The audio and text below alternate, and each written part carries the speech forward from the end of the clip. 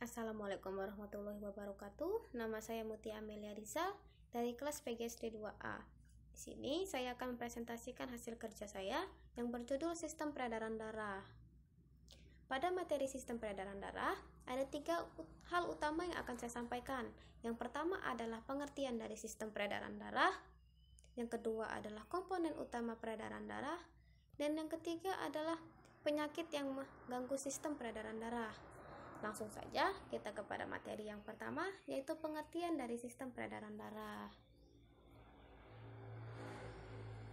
Sistem peredaran darah atau yang biasa disebut dengan sistem kardiovaskular, yaitu suatu sistem organ yang memiliki fungsi memindahkan zat ke sel-sel. Sistem peredaran darah memiliki bentuk yang menyerupai pipa-pipa. Pada sistem peredaran darah dibagi menjadi 2, yaitu peredaran darah besar dan peredaran darah kecil, di mana proses peredaran darah besar adalah jantung seluruh tubuh jantung dan peredaran darah kecil jantung paru-paru jantung. Lanjut kita kepada materi yang kedua, yaitu komponen utama sistem peredaran darah. Komponen yang pertama adalah jantung. Jantung memiliki bagian lengkungan aorta, nadi paru-paru, pembuluh balik paru-paru kiri, katup jantung kiri, serambi jantung kiri, katup aorta, katup mitral, katup berparil, otot jantung, aorta, pembuluh balik bawah, pembuluh balik atas, pembuluh balik paru-paru kanan, serambi jantung kanan, dan kantung berujung 3. Jantung memiliki fungsi untuk memompa dan menerima darah ke seluruh tubuh. Jantung terletak di tengah dada, di bagian belakang kiri tulang dada. Jantung memiliki ukuran kisaran 200 hingga 425 gram. Di sini pada materi ini jantung memiliki fakta unik yang jarang diketahui oleh banyak orang. Yang pertama adalah jantung bisa berdetak meski berada di luar tubuh. Hal ini disebabkan karena jantung menciptakan impuls listrik untuknya berdetak. Selama jantung memiliki oksigen yang cukup, jantung akan tetap berdetak. Tapi peristiwa ini tidak berlangsung lama, hanya berlangsung beberapa menit saja karena jantung akan kehilangan energinya. Yang kedua adalah sakit hati itu ternyata nyata. Dalam hal medis, ini lebih dikenal dengan sindrom kardiomyopat atau sering dikenal sindrom broken heart.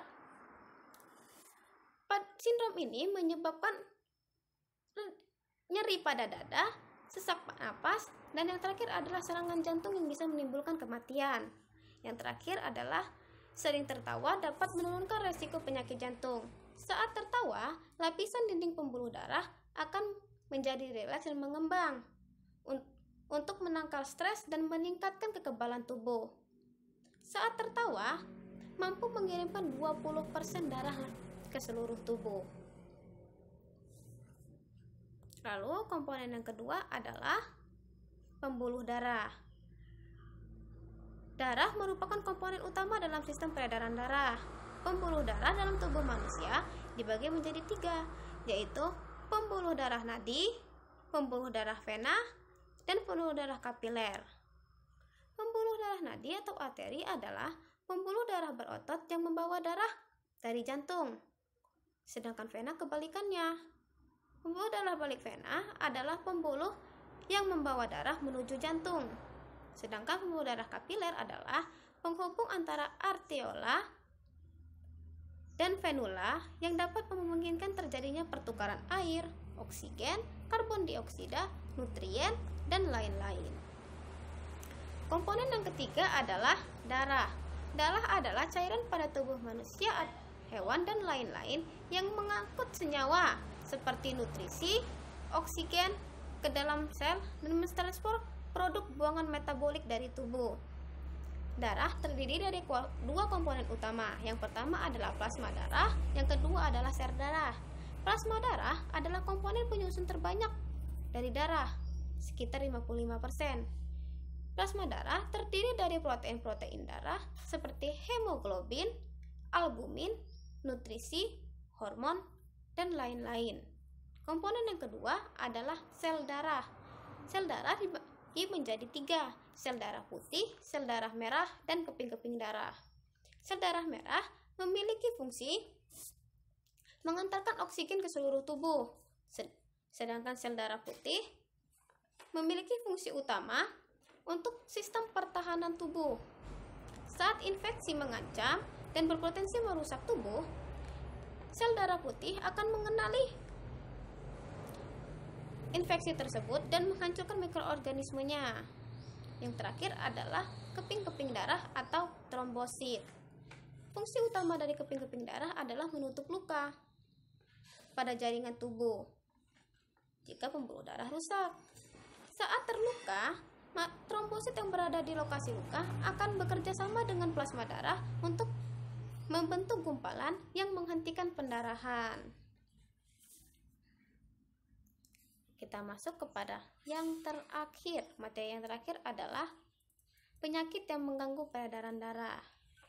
Yang pertama ada stroke, kedua adalah tekanan darah tinggi, yang ketiga adalah varises.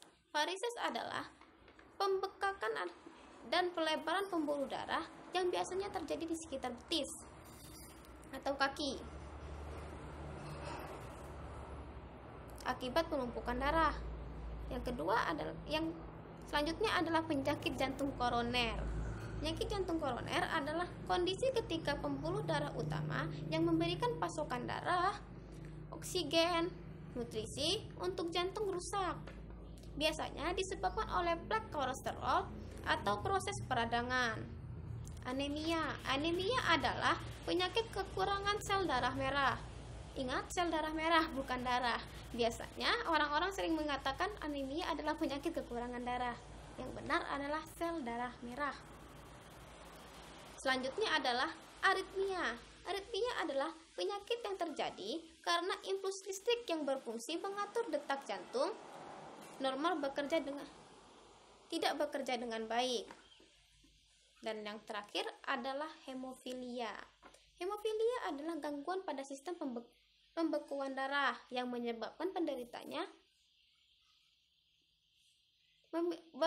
pendarahannya berlangsung lebih lama dari yang biasanya atau dari yang orang normal. Itu saja yang dapat saya sampaikan. Saya akhiri. Wassalamualaikum warahmatullahi wabarakatuh.